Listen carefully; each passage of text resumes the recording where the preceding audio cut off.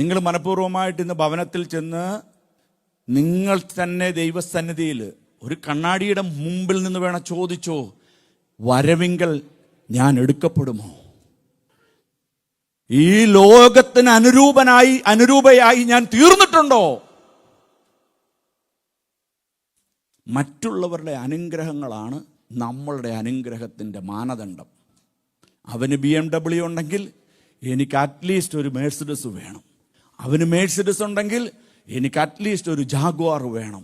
മറ്റുള്ളവൻ്റെ അനുഗ്രഹത്തിൻ്റെ ആ ലെവല് വെച്ച് നിന്റെ ജീവിതത്തെ ലോകത്തിന് അനുരൂപനായി നീ വീഴുമ്പോൾ കർത്താവ് പറയാണ്, ഞാൻ നിന്നെ തള്ളും. കർത്താവ്, ഈ ലോകത്തിന് ഞാൻ അനുരൂപനാകരുതേ, ഈ ലോകത്തിന് ഞാൻ അനുരൂപയാകരുതേ. എനിക്കിവിടെ ഒന്നും ലഭ്യമായില്ലെങ്കിലും ക്രിസ്തുവിന്റെ സ്നേഹത്തിൽ നിന്ന് എന്നെ തള്ളുവാൻ ഒരു ശക്തിക്കും കഴിയത്തില്ല. ഇതായിരിക്കണം നമ്മുടെ നിലപാട്.